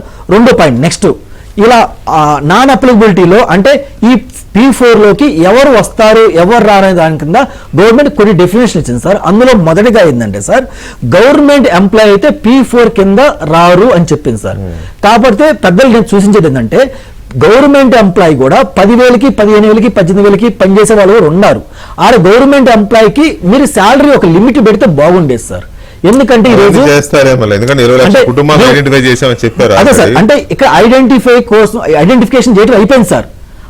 కొంతమంది ఏమంటారంటే, మీరు సోషల్ మీడియా చూస్తే కానీ కామెంట్లు కానీ చూస్తే, సార్ మేము పేదరికంలో ఉన్నాం సార్, కానీ P4లో మా పేరు రాలేదు సార్, ఎందుకంటే నేను గవర్నమెంట్ ఎంప్లాయీని, నాకు 15,000 శాలరీ ఉంది, 10,000 శాలరీ ఉంది సార్, బట్ ఇంకా మేము పేదరికంలో ఉన్నాం సార్. ఇది మీరు కొంచెం మాట్లాడండి సార్. అంటే ప్రజలు ఉన్న సమస్యలను నేను ఈ రోజు మీ దృష్టికి తీసుకొస్తాను సార్. ప్రభుత్వం దాన్ని దృష్టిలో పెట్టుకొని ఇది ఈ టైం లిమిట్ ఏదైతుందో దాన్ని ఎక్స్టెండ్ చేయవలసిందిగా నేను కోరుతున్నాను సార్. మంచి పథకం కాబట్టి. సెకండ్ వస్తే సార్, ఇన్కమ్ ట్యాక్స్ ఫైల్ చేసే వాళ్ళకి ఈ P4 మటుకు రాదని చెప్పారు సార్. ఇన్కమ్ ట్యాక్స్ ఫైలింగ్ అనేది చాలా ఇంపార్టెంట్ సబ్జెక్ట్ సార్. పెద్దలు కుటుంబరావు గారు విన్నారు కాబట్టి ఆయన జాగ్రత్తగా వినాలి సార్. ఇప్పుడు చాలా మంది ఏంటంటే స్టూడెంట్స్ కానీ కొంతమంది అన్ఎంప్లాయ్మెంట్ ఉన్నోళ్ళు కానీ క్రెడిట్ కార్డు కోసం జనరల్గా క్రెడిట్ కార్డు మనం అప్లై చేస్తే మీరు ఇన్కమ్ ట్యాక్స్ రిటర్న్స్ ఉంటేనే మేము 50,000 లిమిట్ ఉన్న క్రెడిట్ కార్డు కానీ 60,000 లిమిట్ ఉన్న క్రెడిట్ కార్డు మేము ఇస్తామని చెప్పేసి బ్యాంకర్ చెప్పడం జరుగుతుంది సార్. సో వీళ్ళు ఏం చేస్తారంటే అన్ఎంప్లాయ్మెంట్ చేసేవాళ్ళు కానీ నార్మల్ కొంతమంది ఏం చేస్తారంటే ఇన్కమ్ లేకపోయినా కానీ గవర్నమెంట్ జనరల్గా ఇన్కమ్ ట్యాక్స్ ఫైలింగ్ చేసేటప్పుడు ప్రూఫ్ అడగదు సార్. ఇన్కమ్ లేకపోయినా కానీ నాకు ₹1,00,000 ఇన్కమ్ వస్తుందని, ₹2,00,000 ఇన్కమ్ వస్తుందని చెప్పి అలా ఏదో ఏసీ ఇన్కమ్ ట్యాక్స్ ఫైలింగ్ చేస్తారు సార్. ఫైల్ చేయడం వల్ల వాళ్ళ పేరెంట్స్కి ఎవరైతే ఉన్నారో పూర్లో ఉన్న వాళ్ళకి, మీ యొక్క పిల్లలు ఇన్కమ్ ట్యాక్స్ ఫైలింగ్ చేశారు కాబట్టి మీ P4 కింద రాదని చెప్తున్నారు సార్. ఎందుకంటే ఇదే సమస్య చాలా మంది నా దృష్టికి తీసుకొచ్చారు సార్. ప్రమోషన్ దృష్టి కూడా తీసుకెళ్ళమన్నారు. పెన్షన్ విషయంలో కూడా నిరుపేదలు ఎవరైతే ఉన్నారో వాళ్ళ కుర్రోలు అంటే వాళ్ళ పిల్లలు కానీ వాళ్ళ ఎంప్లాయ్మెంట్ చేసే వాళ్ళు కానీ, మీ బాబు ఇన్కమ్ ట్యాక్స్ ఫైల్ చేస్తున్నారు కమ్మా, అంటే మీకు ఇన్కమ్ ఎక్కువ ఉంది కదా, అంటే మీకు ఇంకా రేషన్ కార్డు కానీ లేదంటే పెన్షన్ కానీ రాదని డైరెక్ట్ చెప్తున్నారు. సో నేనేది ఏంటంటే పెద్దలకి ఇన్కమ్ ట్యాక్స్ ఫైలింగ్ అని చెప్పినప్పుడు మీరు పక్కనేనంటే మీ ఇన్కమ్ లిమిట్ ఎంత, ₹1,00,000 ఉందా, 1,00,000 నుంచి 1,20,000 అది కూడా మెన్షన్ చేయాల్సిన అవసరం ఉంది. కాదు ఇక్కడ మనం ఒకటి అర్థం చేసుకోవాల్సింది ఏంటంటే, దీనికి ఒక సాచురేషన్ అంటూ ఉండదు. ఇక అందరూ అడుగుతారు, దానికి లిమిట్ అంటూ ఉండదు. ఇక్కడ కాన్సెప్ట్ ఏంటంటే, రెక్కాడితే గాని డొక్కాడని కుటుంబాలని కొంచెం అప్లిఫ్ట్మెంట్ తీసుకురావాలి, దానికి సంపన్న వర్గాలను కొంత తోడు చేస్తే కొంత ముందుకు వెళ్తుందని ఒక కాన్సెప్ట్. ప్రతిదీ మనం నిరుపేదలు అంతేగాని ఇక ప్రతిదానికి అడిగేవాళ్ళు ఉంటారు. మనం దాన్ని కొంతవరకు తప్పదు. నేను కొన్ని పాయింట్స్ రాసుకున్నాను సార్. ఇది ప్రజల దృష్టి, ప్రభుత్వం దృష్టికి సొల్యూషన్ ఇస్తారు సార్. నేను తప్పు పట్టలేదు సార్. అనేది ఇక ఇట్లా అంటే ఒక రకంగా గొంతెమ్మ కోరికలు అనే పదం నేను వాడకూడదు, కానీ దీనికి లిమిట్ అంటూ ఉండదు, వెళ్ళిపోతానే ఉంటుంది. అట్లా కేవలం ఏంటంటే నేను మళ్ళీ చెప్తున్నా, రెక్కాడితే గాని డొక్కాడని నిరుపేదలకు సంబంధించి వాళ్ళకు అప్లిఫ్ట్మెంట్ కోసం చేపట్టిన ప్రోగ్రామ్ ఇది. దాంట్లో కొంచెం ఇష్యూ బట్స్ ఉంటాయి. వరప్రసాద్ గారు చెప్పిన దాంట్లో కల్చరల్ బ్యాక్వర్డ్నెస్ ఉంటుంది, వాళ్ళని కూడా కొంత పికప్ చేయాల్సిన అవసరం ఉంటుంది. చూద్దాం కుటుంబరావు గారు ఏం చెప్తారు. కుటుంబరావు గారు గుడ్ ఈవినింగ్ అండి. సో ఈ P4 కాన్సెప్ట్ మీద చాలా వెల్కమింగ్ కాన్సెప్ట్, చాలా బాగుంది, చాలా మందికి ఉపయోగపడుతుందని ఇది ఉన్నా కూడా ఎక్కడో క్లారిటీ లేదు. అంటే క్లారిటీ లేదంటే ప్రభుత్వం దగ్గర లేదని కాదు అనేది, చాలా మందికి తెలియట్లే. ఇప్పుడు నాగార్జున చెప్పిన కొన్ని ఇష్యూస్ ఉన్నాయి, అట్లాగే నేను చెప్పిన కొన్ని ఇష్యూస్ ఉన్నాయి, విక్రమ్ గారు చెప్పినవి ఉన్నాయి, స్వయంగా వరప్రసాద్ గారు చెప్పిన ఇష్యూస్ ఉన్నాయి, మంత్రిగా పనిచేశారు వారు. సో ఇలాంటివన్నీ ఉన్నాయి కదా, దీనికి సంబంధించి ప్రభుత్వం యొక్క ఆలోచన విధానం ఏంటి? గుడ్ ఈవినింగ్ అండి వెంకటకృష్ణ గారు. డెఫినెట్లీ ఇప్పుడు మీరు ఏదైతే డౌట్స్ రేస్ చేశారో నాగార్జున గారు అవునండి, డొక్కా మాణిక్య వరప్రసాద్ గారు కానీ ఓవరాల్ గా చెప్పిందంతా కూడా నేను పాయింట్ బై పాయింట్ నోట్ కూడా చేసుకున్నాను. Very nice. అయితే ఇప్పుడు ఒకసారి నాగార్జున గారు అనమాట ఇటు ఏదైతే కనుక QR కోడ్ అనమాట P4 దానికి పెట్టామో దానికి వెళ్ళి రిజిస్ట్రేషన్ ప్రాసెస్ లో ఇవన్నీ చూస్తే కొన్ని ఆపోహలు పోతాయి. ఓకే, క్లియర్ కట్గా వన్స్ రిజిస్ట్రేషన్ ప్రాసెస్ కానీ అందులో ఎన్రోల్మెంట్ ఎంత డీటెయిల్డ్ గా సర్వే డీటెయిల్స్ పొందుపరిచి ఆయన అన్నట్టు తల్లి తండ్రిని అనమాట పావర్టీలో ఉండి గనక పిల్లలు కార్డు వాళ్ళ దగ్గర ఒక పాన్ కార్డు ఉందంటే కనుక వాళ్ళు ఇనెలిజిబుల్ కాదు అని చెప్పేసి కూడా అపోహే. మీరు చూడొచ్చు అది దానికి వెబ్సైట్కి వెళ్ళి, ఎందుకంటే యాక్చువల్ గా అయితే ఇందులో జూమ్ లో ఉన్నాం కాబట్టి చూపించలేం కాబట్టి నేను వెబ్సైట్ కూడా ఓపెన్ చేశాను క్లియర్ గా. ఏది P4 రిజిస్ట్రేషన్ సైట్ కూడా ఓపెన్ చేసింది. ఎందుకంటే ఈ సర్వీస్ చేసేటప్పుడు కొన్ని ఆపోహలు వచ్చినాయి. ఏదో స్కీముల్లో పేర్లు తీసేయటం కోసం జగన్మోహన్ రెడ్డి గారు చేసినప్పుడు కనుక ఇట్లా అయ్యింది అని చెప్పేసి చెప్పటం. అండ్ ఏదైతే ఆయన చెప్పారో ఒక ఎక్స్ మినిస్టర్ కూడా లీడర్ అన్నమాట, ఆయనకి పబ్లిక్ అంటే ప్రభుత్వ సంస్థను కూడా అర్థం కాకుండా మాట్లాడి తీరు కానీ అంటే దట్ నోస్ దేర్ నాలెడ్జ్ అనమాట. అంతెందుకు ఇటు ఎక్స్ సీఎం కింద లేబుల్ చేయగలుగుతాం మనం ఇవాళ జగన్మోహన్ రెడ్డి. ఆయన బుర్ర ఎంత పనిచేస్తుందంటానికి వైట్ కార్డ్ హోల్డర్స్ అందరూ దారిద్ర్య రేఖ కింద ఉన్నారులే, కాబట్టి మీరేం 20% అంటున్నారు అన్నట్టు ఏదైతే ఆయన మాట్లాడాడో ఆయన బుద్ధి కానీ ఇవన్నీ కూడా చూస్తే తెలుస్తుంది మన ఫైనాన్షియల్ ఇల్లిటరసీ ఎంత ఉంది పొలిటికల్ లీడర్స్ లో, ఎస్పెషల్లీ అపోజిషన్ లీడర్స్ లో, దట్టు వైఎస్ఆర్సీపీలో ఉందనేది అనమాట. ఎందుకంటే అది ఫ్యాక్షన్ మెంటాలిటీ తప్పితే వేరేది లేదు. అయితే వాస్తవాలకు వద్దాం, కొన్ని ఫ్యాక్ట్స్ చెప్పుకుంటా నేను మొత్తం ప్రోగ్రామ్ కూడా మీకు నరేట్ చేస్తాను వెంకటేష్ గారు, ఎందుకంటే since I was part and parcel of the program కూడా. ఇప్పుడు ఇందాక విక్రమ్ పూలా గారు కూడా చెప్పినట్టు అనమాట, మన దగ్గర ఇండియాలో అవునన్నా కాదన్నా ఒక ఫార్ములా తీసుకుంటాం, ఏది పావర్టీ ఇండెక్స్ అనమాట, multi reference method, Tendulkar method తీసుకుంటాం. దాని ప్రకారం తీసుకుంటే కూడా అంటే ఓల్డ్ డేటా ప్రకారం తీసుకున్నా కూడా దాదాపు అన్నమాట మన దగ్గర అరౌండ్ 2004-05 లో చూస్తే కనుక రూరల్ పావర్టీ దాదాపు 42% ఉండింది, అర్బన్ పావర్టీ 26% ఉండింది. అది లేటెస్ట్ నెంబర్స్ కి వస్తే ఎంత తగ్గింది అనేది మనం చూసాం. 19.28 rural poverty, urban poverty only 5.27 అనమాట. అయితే ఆంధ్రప్రదేశ్ వరకు వస్తే this is official data as per December 23.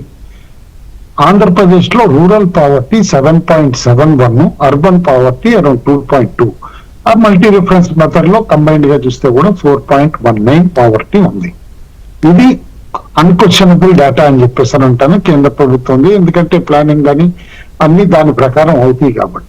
అయితే ఇక్కడ ఒక్కటి గుర్తుంచుకోవాలి, మామూలుగా ఒక బెనిఫిట్ స్కీమ్ ఒక ఇదంటే మనం చూసాం ఇదివరకు ప్రభుత్వాలు ఎన్ని సోషల్ వెల్ఫేర్ స్కీమ్స్ అన్ని పెట్టినప్పుడు క్రిటిక్స్ క్రిటిసైజ్ చేశారు. ఏమని చెప్పేసి, మీరు చేపలు తినటం నేర్పిస్తున్నారు, పట్టడం నేర్పించట్లేదు, దాంతో సోమరిపోతులు అవుతున్నారు ప్రజలు, కాబట్టి పర్మనెంట్ గా దారిద్ర్యంలో ఉంటున్నారు అనేది. అది ఆ ఫ్యాక్ట్ మనం డినై చేయగలమా వెంకట్ గారు? కరెక్ట్, అది కరెక్ట్ కదా, మరి దాని నుంచి సగం దరిద్రం అసలు వచ్చింది కదా. మరి దాన్ని మారుస్తా ఇవాళ ఈ పథకంలో మెయిన్ ఏమంటే అదే కాంటెక్స్ట్ తీసుకుంటే అదే మనిషిని ఎవరైతే స్కీమ్స్ అవైల్ చేస్తున్నారో వాళ్ళని తీసుకుంటే గనక వాళ్ళకి కొన్ని నిర్దేశించిన లక్ష్యాలతోటి వాళ్ళకి హెల్ప్ చేస్తే వాళ్ళకి చేపలు పట్టడం నేర్పించి వాళ్ళ కాళ్ళ మీద వాళ్ళు నిలబడేటట్టు చేయటం. అయితే దానికి ఏం చేయాలి, ప్రభుత్వం ఏమన్నా చేయగలదా? ప్రతిదీ ప్రభుత్వం ఇంప్లిమెంట్ చేయటం కష్టం, ఎందుకంటే ఉన్న ప్రయారిటీస్ కానీ ఎన్ని స్కీమ్స్ పెట్టినా కూడా, ఎన్ని స్కిల్ డెవలప్మెంట్ ప్రోగ్రామ్స్ ఇవన్నీ పెట్టినా కూడా కష్టమే కదా, అన్నిటికీ కష్టం కదా. అందుకని ఈ ఇన్నోవేటివ్ స్కీమ్ ముఖ్యమంత్రి గారు రచించడం జరిగింది, చంద్రబాబు నాయుడు గారు. అయితే ఇక్కడ ఆయన చంద్రబాబు నాయుడు గారు ఆలోచించేటప్పుడు ఇందాక వన్ గుడ్ థింగ్ విక్రమ్ గారు రేస్ చేసింది, నేను కూడా చెప్దాం అనుకున్నా, ఆయన చెప్పారు కూడా. ఒక లీడర్ పాస్ట్ ఎక్స్పీరియన్స్ ఏంటి, పాస్ట్ థింకింగ్ ఏంటి నుంచే ప్రెసెంట్ ఐడియాస్ వస్తాయి.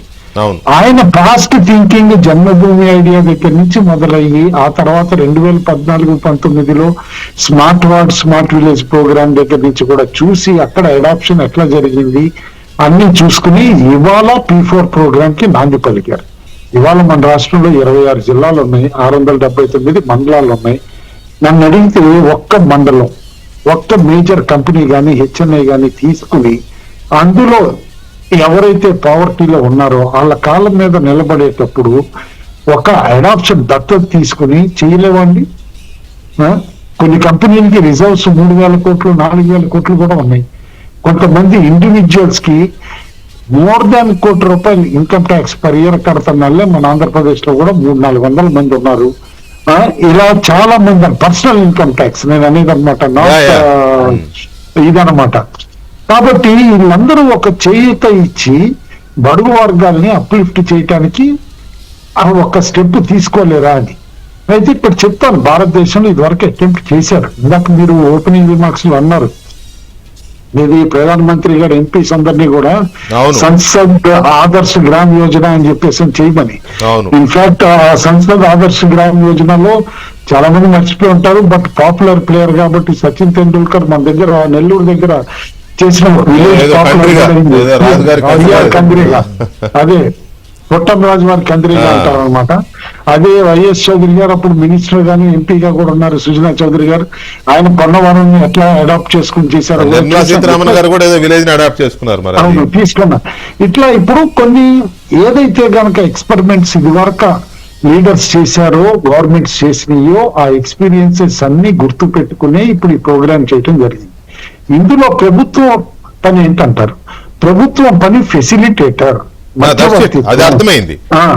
మధ్యవర్తిత్వం. ఇప్పుడు ప్రభుత్వం ఏం చేస్తుంది, ఒక సర్వే చేసి ఇనిషియల్ సర్వే 100% రైట్ అని నేను అన్ను. ఎందుకంటే no survey can be 100% perfect. ఎవరన్నా నేను పర్ఫెక్ట్ గా చేశానంటే కనుక అబద్ధం చెప్తున్నారని నేను కూడా అంటాను. ఎందుకంటే you cannot be such a perfect survey specialist. But కొన్ని తప్పులు ఉన్నా కూడా బై అండ్ లార్జ్ ఒక ప్రణాళిక ఉంది కాబట్టి, మన దగ్గర ఒక సర్వే డాక్యుమెంట్ ఉంది కాబట్టి దాన్ని బట్టి అన్నమాట 10% రిచ్ పీపుల్ ఎవరైతే అనుకుంటున్నామో అదే 10% అన్నమాట బడుగున ఉన్న 20% పూర్ పీపుల్ కి చేయూతను అందించి, ఇందాక నేను అన్నట్టు అన్నమాట వాళ్ళ కాళ్ళ మీద వాళ్ళు నిలబడేటట్టు చేయటమే ఈ ప్రోగ్రామ్ లక్ష్యం. కుటుంబరావు గారు, ఈ ప్రోగ్రామ్ లక్ష్యం అనేది ఒక క్లారిటీ వచ్చేసింది. అయితే దీన్ని ఇంకా ముందుకు తీసుకెళ్లడం ఎలా? ఇది ఒక ఉద్యమం తరహాలో వెళితే తప్ప అటు అణగారిన వర్గాలు కానీ, ఇటు ఇంతో అంతో కాస్త స్థితిమంతులుగా స్థిరపడిన వర్గాలు, సంపన్న వర్గాలు, ఒక మోస్తరుగా సెటిల్ అయిన వాళ్ళు, కొంతమంది అయితే మల్టీ బిలియనీర్స్ కాకపోయినా కూడా సేవా దృక్పథం ఉంటుంది. వాళ్ళు ఉన్నంతలో మనకు కొంచెం ఉన్న ఏదో చేద్దాం అనుకుంటారు. అటువంటి వాళ్ళు కానీ కదలాలంటే ఒక మూమెంట్ అవసరం. ఆ మూమెంట్ ఎలా తీసుకురావాలి? ఇదే చంద్రబాబు నాయుడు గారు 96, 97 ఆ టైంలో ఆయన కొత్త సంస్కరణలు తీసుకురావడము, ఇట్లాంటి కార్యక్రమాలను తీసుకుంటున్న టైంలోనే జన్మభూమి, శ్రమదానం, ప్రజల వద్దకు పాలన, ఇటువంటివన్నీ మంచి ఇదిగా ఉన్నప్పుడు జన్మభూమి ఒక జాతరలాగా జరిగేది. నెలలో ఒక వారంలో ఒక శనివారం సంథింగ్ అట్లా కొన్ని డేస్ పెట్టేవాళ్ళు. అది ఒక జాతరలాగానే జరిగేది. గ్రామంలో ఉన్న ప్రజలందరూ వద్దంటే వచ్చేవాళ్ళు కార్యక్రమాలు చేయడం, రోడ్లు బాగు చేయడము, కొత్త రోడ్లు వేయడము, చెరువుల్లో పూడికి తీయడము, కాలువల్లో పూడికలు తీయడము, లేకపోతే తరగతి గదులు, కొత్త గదులు నిర్మించడము, స్కూల్కి కాంపౌండ్ వాల్స్ కట్టడము, గ్రామ పంచాయతీ భవనాలు కట్టుకోవడం. అసలు ఇవాళ చాలా ఉన్న కమ్యూనిటీ డెవలప్మెంట్ కార్యక్రమాలను అప్పట్లో జరిగినవే. ఆ జన్మభూమిలో పార్ట్ అవన్నీ కూడా. ఎందుకు జరిగింది అని అంటే అదొక ఉద్యమంలాగా జరిగింది. దానికి ఒక చిన్న ఎగ్జాంపుల్ చెప్తాను నేను. అప్పుడు మన గేయ రచయిత సుద్దాల అశోక్ తేజ్ గారు రాస్తే మన ప్రముఖ గాయకుడు వందేమాతరం శ్రీనివాస్ గారు పాడిన పాట అది ఒక మూమెంట్ తీసుకొచ్చింది. అంటే దానివల్ల ఏదేం కాదు, కానీ నేను ఇందాక నుంచి అంటున్నాను, దానికి ఒక లింక్ కావాలి, ఒక మూమెంట్ తరహా ఇది వస్తే తప్ప ఇటువంటివి టేక్ ఆఫ్ అవ్వవు ఘనంగా. ఒకసారి అది చూద్దాం. అది ఒకసారి చూసిన తర్వాత మనం డిబేట్ కంటిన్యూ చేద్దాం. జన్మభూమి పిలుస్తోంది, నీ పుణ్యభూమి పిలుస్తోంది.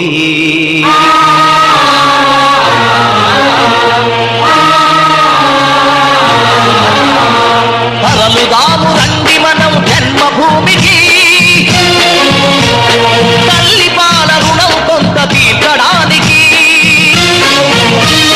తరలుదాము రండి మనం జన్మభూమికి, తల్లి పాల రుణం కొంత తీర్చడానికి. కన్న తల్లి కన్న మిన్న కదా నేల తల్లి, కన్న తల్లి కన్న మిన్న కదా నేల తల్లి. కదులుదాము తెలుగు తల్లి కాళ్లకు ప్రణమిల్లి, కదులుదాము తెలుగు తల్లి కాళ్లకు ప్రణమిల్లి, కదులుదాము తెలుగు తల్లి కాళ్లకు ప్రణమిల్లి. వందే మాతరం, వందే మాతరం, వందే మాతరం. తరలుదాము రండి మనం జన్మభూమికి, తల్లి పాల రుణము కొంత తీర్చడానికి.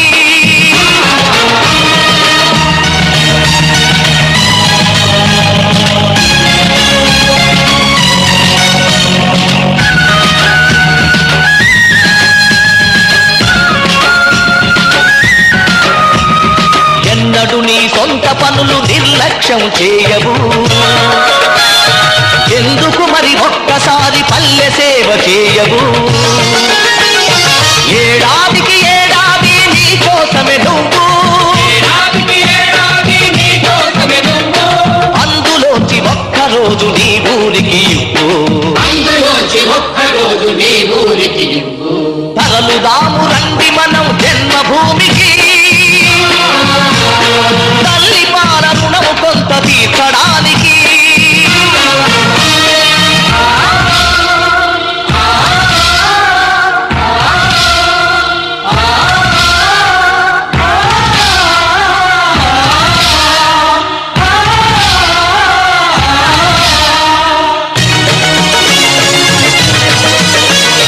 చేతులెత్తి దీనంగా నిలుచున్నది ఎవరామే, చిన్ననాడు మనల ఒడిలో ఆడించిన గ్రామమే.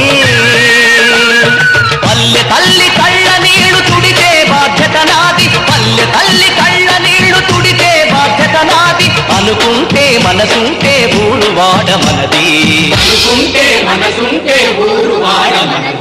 తరలుదాము రండి మనం జన్మభూమికి, తల్లి పాల రుణం కొంత తీర్చడానికి.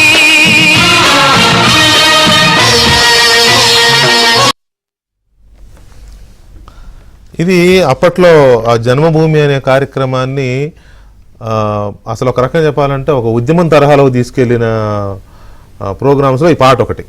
ఈ పాటకంత ప్రాధాన్యం ఉంది. ఎట్లాగైతే ఎన్టీ రామారావు గారు పార్టీ పెట్టినప్పుడు కదిలి రండి తెలుగుదేశ కార్యకర్తలారా సాంగ్ ఎంతో ఇది అంత గొప్ప సాంగ్. అయితే ఇందులో ఇంకొక విశేషం కూడా ఉంది. ఇప్పుడు చంద్రబాబు నాయుడిని చీటింగ్ మాడి కెలుకుతూ సెంటిమెంట్ రాజేస్తున్న కేసీఆర్ గారు ఈ ప్రోగ్రాంలో చాలా కీలక సూత్రధారు. అప్పట్లో శ్రమదానం కానీ జన్మభూమి కానీ ఇటువంటి వాటి డిజైన్ చేయడంలో లీడర్స్కి అంటే వాళ్ళకి పాఠాలు సిలబస్ ఇవ్వడంలో కేసీఆర్ చాలా కీలకమైన పాత్ర పోషించారు ఆయన. సో ఎందుకు చెప్తున్నానంటే ఇటువంటి ఒక మూమెంట్ తరహా వస్తే చాలా మంది ఇన్వాల్వ్ అవుతారు. ఇప్పటికీ జన్మభూమిలో కట్టిన బిల్డింగ్స్, స్కూల్స్ పెద్ద పెద్దవి ఇప్పటికి ఎన్ఆర్ఐస్ కూడా వచ్చి కట్టించినవి ఇంకా ఉన్నాయి మనకి ఏపీలో కానీ తెలంగాణలో కానీ చాలా. సో అందువల్ల వరప్రసాద్ గారు ఇది ఒక మూమెంట్ తరహా వెళ్ళాలి అని అంటే ఏం చేయాలి? మళ్ళీ ఒక జన్మభూమి తరహాలో తీసుకుని అప్పుడంటే గవర్నమెంటే ఇన్వాల్వ్ అయ్యింది, ఇప్పుడు ప్రజలకి ఇన్వాల్వ్ చేస్తున్నారు కాబట్టి ఒక మూమెంట్ తరహా తీసుకొస్తే ఇంకా బాగుంటుందేమో కదా. మీ సూచన ఏంటి దీని మీద బ్రీఫ్గా ప్లీజ్? నా అబ్జర్వేషన్ ఏంటంటే ఇంకా మన పెద్దలందరూ చెప్పిన విషయాల్ని ఇంకా గ్రౌండ్ లెవెల్లో అడ్మినిస్ట్రేషను కింద పార్టీ కానీ గవర్నమెంట్ సంబంధించిన ఇండస్ట్రీ కానీ లేకపోతే ప్రైవేట్ ఇండస్ట్రీ కానీ రిచ్ పీపుల్ కానీ ఇదంతా కొంచెం అవగాహన కార్యక్రమాలు జరగాలండి. దీని మీద జిల్లా లెవెల్లో లేకపోతే అవగాహన కార్యక్రమం జరగాలి. ఈరోజు ఒక సినిమా 23 అనే ఒక సినిమా వచ్చిందండి, గుంటూరులో రిలీజ్ అయింది. అదే స్టేట్ వైడ్ రిలీజ్ అయిన ఒక సినిమా. ఆ సినిమా ఏంటంటే చిలకలూరుపేట బస్ బర్నింగ్ కేసుకు సంబంధించి జరిగింది. జరిగితే దానిలో ఇప్పుడు 32 years అయింది. ఆ విక్టిమ్స్ అంటే దాంట్లో ఉన్న శిక్షపడిన వాళ్ళిద్దరికీ పిల్లలు ఉన్నారు. ఆ సినిమా వాళ్ళు P4 కింద ఆ పిల్లలు మేము తీసుకొని చదివిస్తామండి అని చెప్పి అన్నారు. Very good. వాళ్ళు ఎట్లా కలవాలి, ఎలా దాన్ని ప్రొసీడ్ అవ్వాలి? అది చాలా వనరబుల్ సిచ్యువేషన్. భర్త జైల్లో ఉన్నాడు, వరుశిక్ష పడింది, అక్కడ ఉన్నారు, పిల్లలు ఉన్నారు. ఆ పిల్లలు చదువుకోవాలి, పెళ్లిళ్ళు కావాలి, చాలా ఇబ్బంది పడతా ఉన్నారు. చాలా అంటే ఎంత వనరబిలిటీ అంటే చెప్పడానికి వీల్లేదు. పాపం రాయపాటి మమతా గారు ముందుకు వచ్చారు, రాయపాటి సాంబశివరావు గారి కోడలు ఆవిడ. నేను P4 కింద ఈ ఫ్యామిలీని తీసుకుంటానండి అంటుంది. ఎలాగంటే ఒకసారి కలెక్టర్ గారిని కలవమ్మా అని చెప్పాను, కలెక్టర్ గారిని కలిశారు. ఏదో జరుగుతూ ఉంది. ఇలా చాలామంది మా గుంటూరులోనే చాలామంది కొంతమంది అడాప్ట్ చేసుకోవడానికి సిద్ధంగా ఉన్నారు. వాళ్ళు ఎలా అప్రోచ్ ఎలా? నేను పాయింట్ కూడా అవేర్నెస్ తీసుకురావడం ఎలా ఒకటి, రెండోది ఆ లింక్ ఎలా, ఆ లింక్ కలపడం ఎలా అనేది నా బేసిక్ పాయింట్ కూడా. మంచి పాయింట్. సినిమా చూసి నిన్న రిలీజ్ అయింది. ఆ సినిమా చూసి నేను వెంటనే వాళ్ళకి చెప్పాను, సినిమా యూనిట్కి చెప్పాను, మీ యూనిట్ వాళ్ళు ఈ సినిమా ఈ పిల్లల్ని అడాప్ట్ చేసుకుంటే బాగుంటుంది అనగానే వాళ్ళు రెడీ అని చెప్పారు. వెంటనే కలెక్టర్ కలిశారు. Right. But how to go about అర్థం కావట్లేదు వాళ్ళకి. అట్లాగా నేను సీఎం గారు కూడా ఒక స్లాట్ కాబట్టి మీరు కానీ కుటుంబరావు గారు కానీ మీలాంటి వాళ్ళు ఇటువంటి వాటికి కొంత ఆలోచన చేసి ఏదైనా ఫెసిలిటేట్ చేస్తేనే బాగుంటది. యా నా నా రిక్వెస్ట్ అయిన కుటుంబరావు గారు కూడా ఆలోచించాలి, అందరు పెద్దలందరూ మీ ద్వారా మీడియా ద్వారా వెళ్ళాలి. సీఎం గారు కూడా ఒక slot, weekly 1 slot for this P4 కి కేటాయిస్తే బాగుంటుంది. ఒక half an hour P4 adoption కి ఒక జిల్లాగా మంచి పాయింట్ అది. చూద్దాం ప్రభుత్వం దీన్ని ఎలా. ఒక్క నిమిషం విక్రమ్ గారు, ఇదే ఇందాక మనోడు చెప్పిన పబ్లిక్ అనే ప్రైవేటు పీపుల్ అనే దానికి ఏదో కన్ఫ్యూజన్ ఏదో ఉంది అనే ఒక ఇది, దాంతో పాటు దీన్ని ఒక మూవ్మెంట్ తరహాలో తీసుకెళ్ళాలి. అప్పుడు ఖచ్చితంగా అండి మీరు చెప్పింది ఏంటంటే జన్మభూమి ఒక మహోద్యమంగా ఎగసపడింది. టైటిల్ పెట్టాను నేను, మహోదయం అని పెట్టాను. మహోదయం. ఎస్, ఎందుకంటే ఇవాళ మీకు అంటే మన దేశానికి స్వాతంత్రం వచ్చింది అనేక దశాబ్దాల తర్వాత జనంలో ఏంటంటే ఒక ఉదాసీనత అండి. ప్రభుత్వం వేరు ప్రజలు వేరు అనేటువంటి ఒక ఉదాసీనత వచ్చేసింది. ప్రభుత్వం వేరు కాదు, ప్రజలు వేరు కాదు, ప్రజల కాంట్రిబ్యూషన్ ఉండాలి, ప్రభుత్వంలో మమేకం అవ్వాలి అనే కాన్సెప్టే చంద్రబాబు నాయుడు గారు ఆ రోజు జన్మభూమి తీసుకొచ్చారు. మీరు ప్రేక్షకులుగా ఉండకండి, you are not mute spectators, you are part and parcel of the government society. కాబట్టి మీరు రావాలి, ప్రజలందరూ కూడా ప్రజలు అనేటువంటి కాన్సెప్ట్ అండి. ఆ రోజు జన్మభూమి తీసుకురావడంలో కాన్సెప్ట్ కావచ్చు, ఈ రోజు P4లో కూడా కావచ్చు. ఇవాళ కాన్సెప్ట్ ఏంటంటే వర్క్ టుగెదర్, మనం అందరం కలిసి పనిచేద్దాం అనేటువంటిది ఒక కాన్సెప్ట్. ఇప్పుడు బ్రదర్ చెప్పినట్టుగా సరే కొంతమందికి కొన్ని అప్రిహెన్షన్స్ ఉన్నాయి, ఎవరు దాని విధి విధానాలు ఎవరు అనేది కుటుంబరావు గారు చెప్పారు. అయితే దానికి ఏంటంటే తగిన ప్రాచుర్యం కల్పించాల్సినటువంటి బాధ్యత ఉంది. ఆ రోజు జన్మభూమికి ఏంటంటే అద్భుతమైనటువంటి ప్రాచుర్యం, అది ఒక థీమ్ బేస్డ్గా వెళ్ళింది. ఒక్కొక్క జన్మభూమి, ఒకసారి మహిళా జన్మభూమి, ఒకసారి రైతు జన్మభూమి, ఒకసారి వికలాంగుల కోసం, తర్వాత బడుగు వర్గాల కోసం ఒక థీమ్ తీసుకొని అట్లాగా తీసుకెళ్లి దాన్ని అద్భుతంగా దాన్ని సక్సెస్ చేయగలిగారు. వాళ్ళ P4లో బ్రదర్ అన్నట్టుగా వాళ్ళు చాలా మందికి నన్ను కూడా అడిగారు, కొంతమంది ఫోన్లు చేసి, ఈవెన్ తెలుగుదేశం వాళ్ళు కూడా అడిగారు, మీరు చెప్పగలుగుతారా ఏంటి పబ్లిక్ ప్రైవేట్ మళ్ళీ పీపుల్ ఏంటి, ఇక్కడ పబ్లిక్ ఏంటి పీపుల్ ఏంటి అనేది. సరే, ఇక్కడ పబ్లిక్ ని మనం గవర్నమెంట్ తో ఈక్వేట్ చేయలేం, కానీ ఇక్కడ పబ్లిక్ సెక్టర్ కాదు. ఇప్పుడు పబ్లిక్ ప్రైవేట్ పార్ట్నర్షిప్ లో మనం ఇక్కడ చాలా రోడ్లు వేసుకున్నారు కదా, హైవేస్ వేసారు. హైవేస్ వేసిన తర్వాత ఏమైంది, అప్పుడు గవర్నమెంట్ రూపాయి ఖర్చు పెట్టాల, కానీ ఆ రోడ్లు ఎవరికి, గవర్నమెంట్. పబ్లిక్ ప్రైవేట్ అది P3 అది.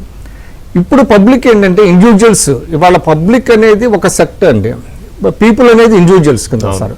కాబట్టి ఇవాళ పబ్లిక్ వేరు అంటే అక్కడ గవర్నమెంట్గా మనం అర్థం చేసుకోవాలి. అంటే పూర్తిగా పబ్లిక్ అంటే గవర్నమెంట్ కింద కాదు, కానీ పబ్లిక్ ప్రైవేట్లో గవర్నమెంట్ ప్రైవేట్ భాగస్వామ్యంతో అనేక అభివృద్ధి పనులు చేశాం, బ్రిడ్జెస్ వేశారు, ప్రజలను కూడా ఇన్వాల్వ్ చేస్తారు. ఇప్పుడు ఇండివిజువల్స్ గా వాళ్ళని తీసుకొస్తున్నారు. అది కాన్సెప్ట్. ఇంకా ఏదైనా ఉంటే ఇంకా తెలుగుదేశం వాళ్ళు కూడా దీనికి కొంచెం ప్రచారం కల్పించాల్సినటువంటి బాధ్యత over the time fine tune అవుతుంది. ఇంకేమన్నా దీంట్లో ఉన్న చిన్న లైన్ ఏమైనా యాడ్ చేస్తావా? టైం తక్కువ ఉంది, 2 నిమిషాలు నాకు సమయం. 1 నిమిషం చాలు. ఇందాక పెద్దలు మాట్లాడుతా అన్న, ఇందాక ఇద్దరు చనిపోయారు కదా, దానికి దత్త తీసుకోవాలని చెప్పారు అన్న. జనరల్ గా P4లో ఏది కవర్ అయ్యింది ఏది కవర్ కాదు ప్రభుత్వం కరెక్ట్ గా డెఫినేషన్ ఇవ్వడంలో కొంచెం ఇదిగా ఉందన్న.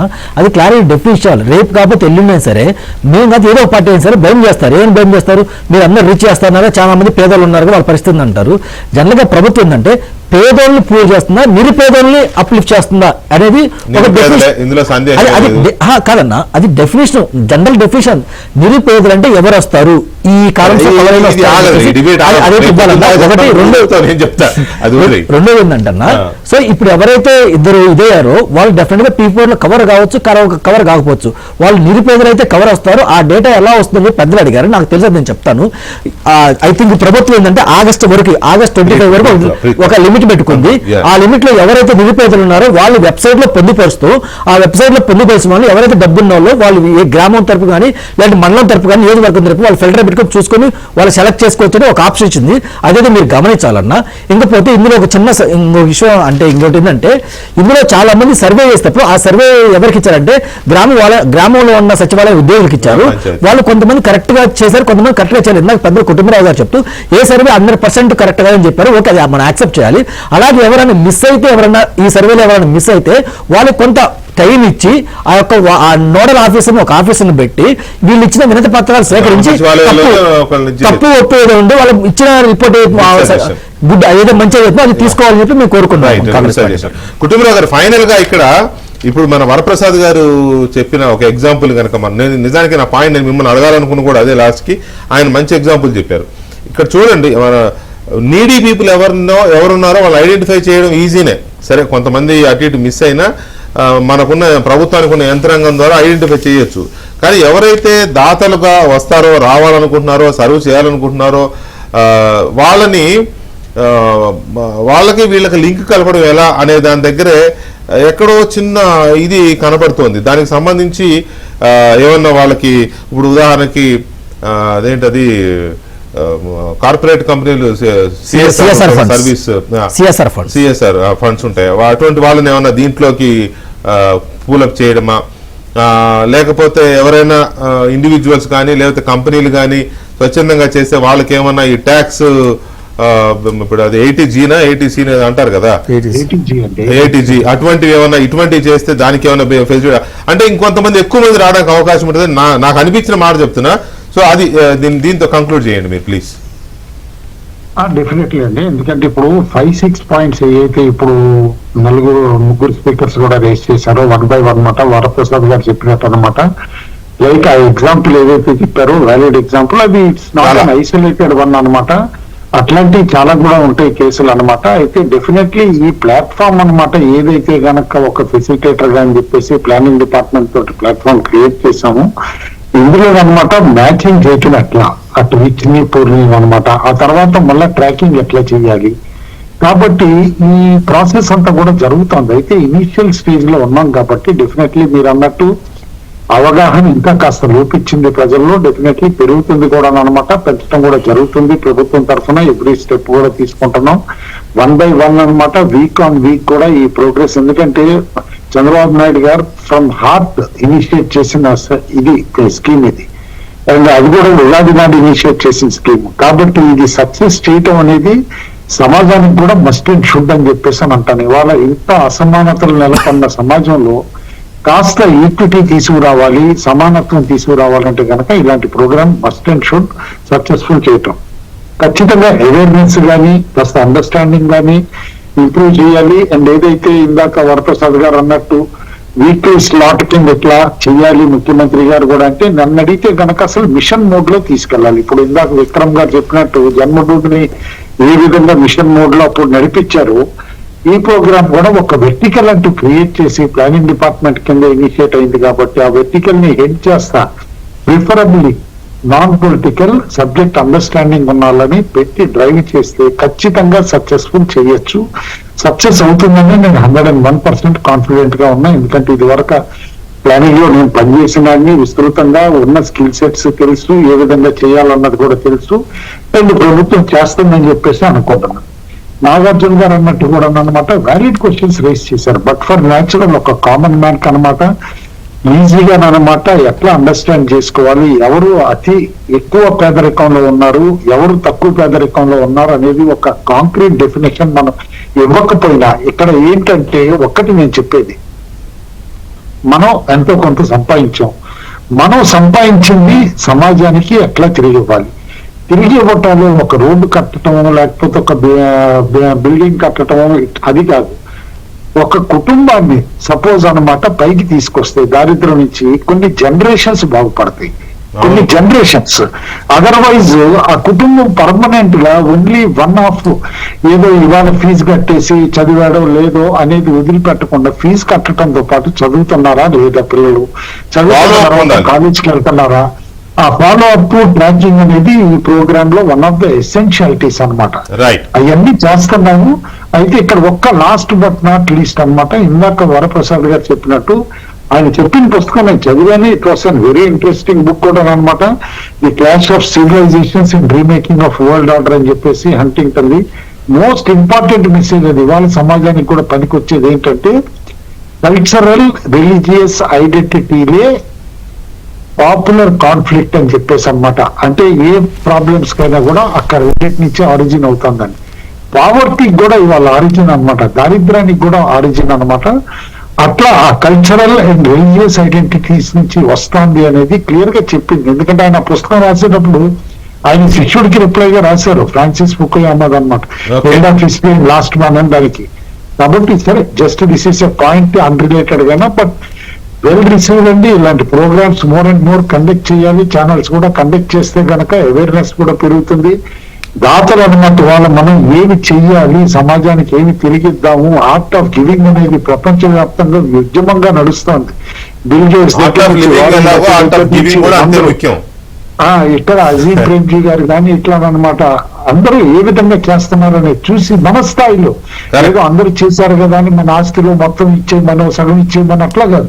Right. ఒక్కొక్కరికి ఒక్కొక్క స్కిల్ సెట్ ఉంటుంది. ఒకళ్ళు ఎడ్యుకేషన్ ఇస్ట్ అవ్వచ్చు, వాళ్ళు ఆ స్కిల్స్ ఇంపాక్ట్ చేయొచ్చు, Right, sir. ఇంకొకళ్ళు ఉండి డబ్బులు పెట్టగలరు, వాళ్ళు అదే చేయొచ్చు. అట్లా అని అవగాహన పెంచుకుని చేయమని చెప్పేసి అని అంటాను. రైట్ సార్, రైట్ కుటుంబరావు గారు, థ్యాంక్ యూ వెరీ మచ్ అండి. అలాగే వరప్రసాద్ గారు, విక్రమ్ గారు, నాగార్జున గారు, థ్యాంక్ యూ వెరీ మచ్ అండి చర్చలో పాల్గొన్నారు.